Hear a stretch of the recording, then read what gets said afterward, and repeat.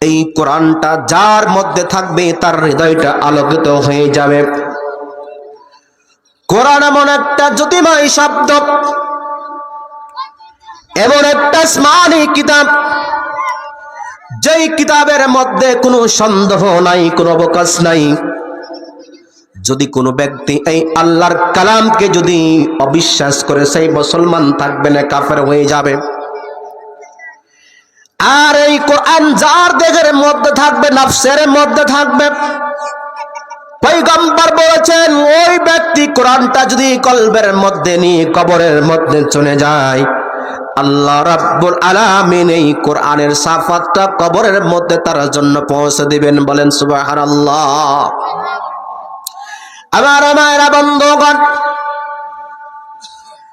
একজন ব্রাহ্মণ ঘরের কন্যা সন্তান, মাত্র বয়স হলো 14 বছর। কত বছর? মহিলা, মেয়ে সন্তান, ব্রাহ্মণ ঘরে জন্মগ্রহণ করেছে। একটা মাদ্রাসার পাশ দিয়ে আপনাদের সামনে নুরুল কোরআন ইন্টারন্যাশনাল যেমন হেফজ মাদ্রাসা আছে, এরকম মাদ্রাসার পাশ দিয়ে জানালার ধার দিয়ে মেয়ে চলে যায়, প্রতিদিন যাতায়াত করে আর কোরআনুল কারীম থেকে সুন্দর করে তেলাওয়াত শুনে।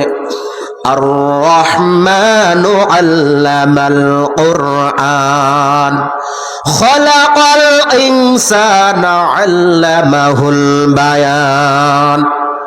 এইরকম ভাবে যখন আল্লাহর বান্দি তখন ইসলাম ধর্ম গ্রহণ করেনি, যখন তিনি আল্লাহর কোরআনুল কারীম তেলাওয়াত যখন শ্রবণ করে, প্রতিদিন যাওয়ার পর রাস্তার ধারে জানালার পাশে দাঁড়িয়ে থাকে। এরপর হুজুরের হাফিজ সাহেবের চোখ পড়ে যায়, তিনি ডাক দিয়ে বলেন, ও মহিলা, ও মা, আপনি কেন এখানে দাঁড়ানো আছেন গো? এইবার মেয়ে ডাক দিয়ে বলল, হুজুর, আপনার ছেলেরা কি সুন্দর কি পাঠ করে, এত সুন্দর শব্দগুলো শুনে দিল ঠান্ডা হয়ে যায়। এই ঠান্ডা করার জিনিসটা কি, কি তারা তেলাওয়াত করে আমাকে শিখাইবেন না? যখন ওই 14 বছরের মেয়েটা যখন ডাক দিয়ে বলল, হাফেজ ডাক দিয়ে বলল, মা, এই জিনিস শিখতে গেলে জবানে পড়তে হবে লা ইলাহা ইল্লাল্লাহু মুহাম্মাদুর রাসূলুল্লাহ সাল্লাল্লাহু আলাইহি ওয়াসাল্লাম। আমার বন্ধুগণ, এইভাবে যখন মেয়েটা কালেমা পড়ে হাতে হাত রাখে, ইসলাম ধর্ম গ্রহণ যখন করলো, হাফেজ সাহেব নাম দিয়ে বলল, মা, তোমার নাম পরিবর্তন করতে হবে, তোমার নাম কি রাখা যায়, কি রাখা যায়? হুজুর ডাক দিয়ে বলল, মা, তোমার নাম অন্য কোনো রাখলাম না, বিশ্বনবীর মেয়ে ফাতেমার নামটা রেখে দিলাম।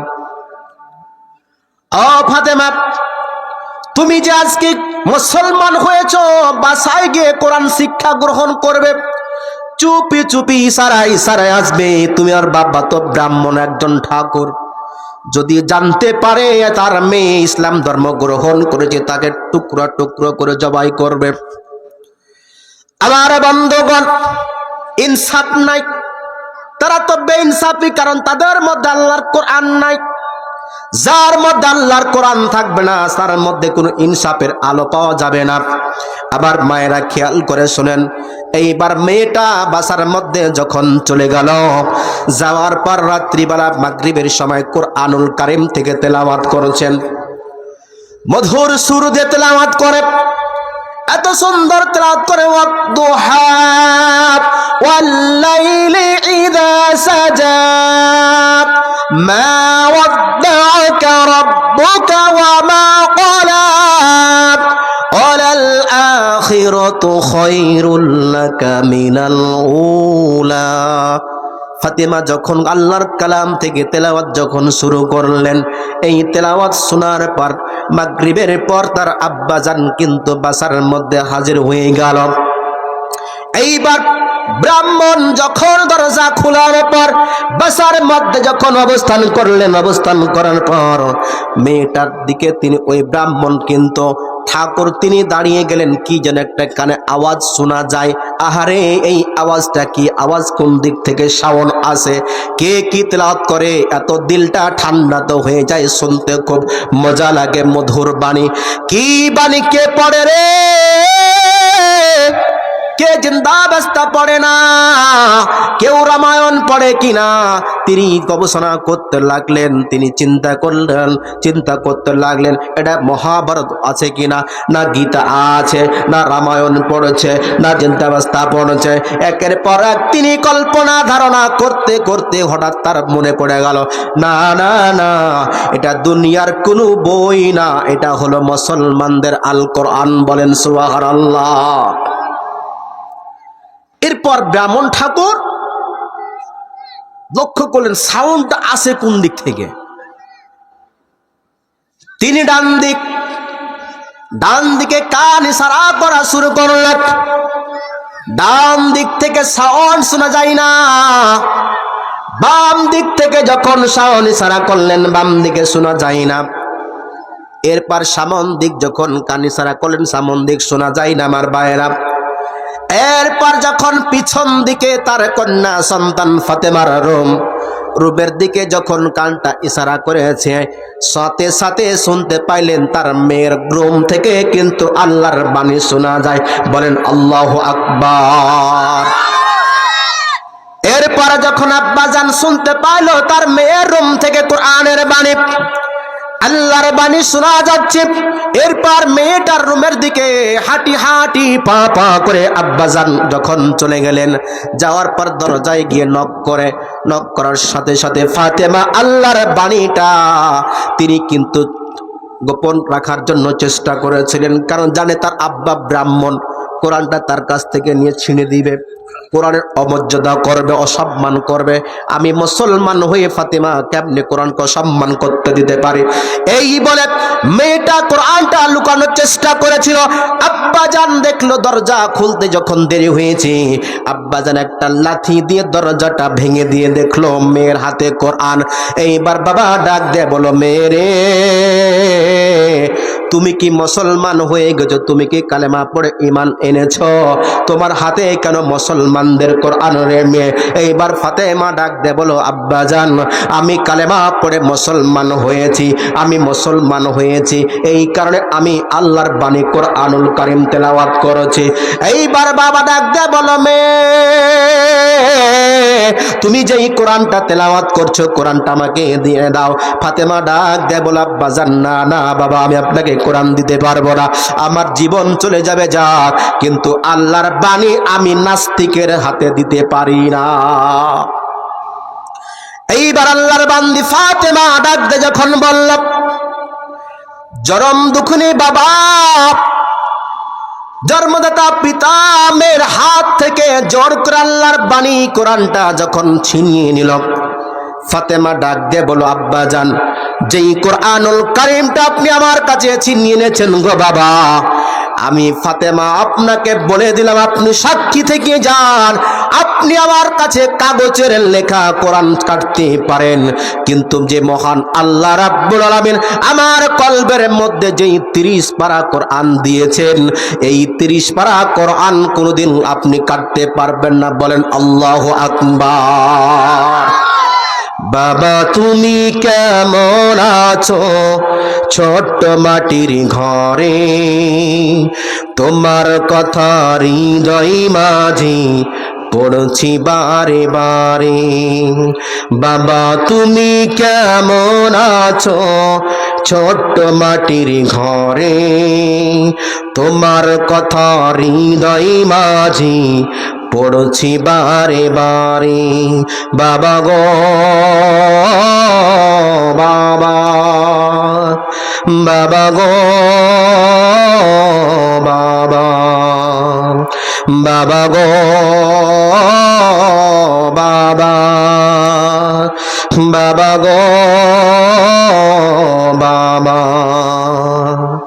কত আদর কত স্নেহ তোমার কাছে পেলাম, সব কিছু হারিয়ে আজকে নিঃস্ব হয়ে গেলাম। কত আদর কত স্নেহ তোমার কাছে পেলাম, সব কিছু হারিয়ে আজকে নিঃস্ব হয়ে গেলাম। ভালোবাসি তোমায় বাবা, ভালোবাসি তোমায় বাবা, বুকটা যে যায় ছিঁড়ে, তোমার কথা হৃদয় মাঝে পড়ছি বারে বারে, তোমার কথা হৃদয় মাঝে পড়ছি বারে বারে। বাবা গো বাবা, বাবা গো বাবা, বাবা গো বাবা, বাবা গো বাবা। তোমার মতো আপন কেহ পাই না তো আর খুঁজে, তাই তো আজি ঘুমের ঘরে অশ্রুতে যাই ভিজে। তোমার মতো আপন কেহ পাই না তো আর খুঁজে, তাই তো আজি ঘুমের ঘরে অশ্রুতে যাই ভিজে। শুয়ে থেকো পরম সুখে বাবা, শুয়ে থেকো পরম সুখে জান্নাতের ভিতরে, তোমার কথা হৃদয় মাঝে পড়ছি বারে বারে, তোমার কথা হৃদয় মাঝে পড়ছি বারে বারে। বাবা গো বাবা, বাবা গো বাবা, বাবা গো বাবা, বাবা গো বাবা। এইবার ফাতেমা আব্বা জান ডাক দেয়া বলল, মেরে তুমি যেই কোরআন তোমার কলবের মধ্যে তুমি রেখেছো, আমি তোমার বাবা কসম করলাম তোমার ওই প্রভুর নামে।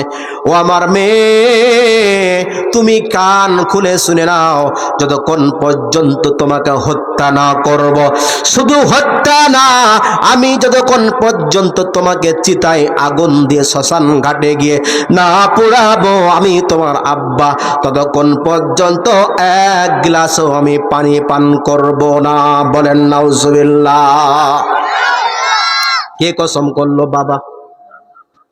সন্তানকে মারবে, মারার পর দাফন করা হয়, তিনি বললেন আগুনে পোড়াবো, কারণ তুমি কোরআন গল্পের মধ্যে রেখেছো।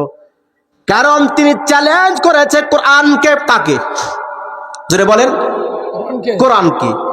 যার ভিতরে কোরআন থাকে সেই একটা কোরআন, যার মধ্যে 30 পারা কোরআন থাকবে সেই একটা পূর্ণাঙ্গ কোরআন। কারণ কোরআন দুই রকম আছে, কিছু কাগজের লেখা আছে আর কিছু মানুষের অন্তরের মধ্যে আছে। এবার চ্যালেঞ্জ করলাম, আব্বা জান কোরআন তোমাকে পড়াবো, আমরা শুনতে চাই কেনা মেয়েটা পড়বে কিনা। শুনবেন তো সবাই?